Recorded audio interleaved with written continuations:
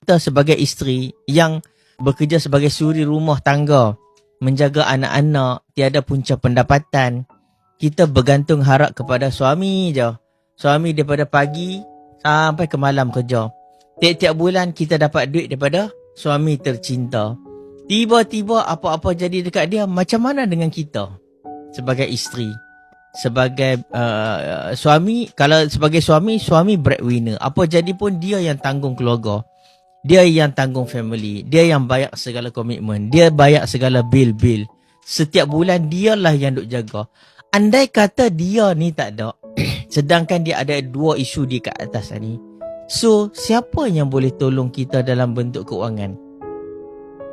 Adakah kawan-kawan kita boleh tolong kita untuk bayar hutang kita? Adakah kawan-kawan kita boleh tolong kita untuk bayar bagi duit dekat anak-anak? Adakah kawan-kawan kita, orang di sekeliling kita, sepupu kita, kawan-kawan kita, adik-beradik kita yang boleh tolong kita masa kita susah dalam bentuk duit?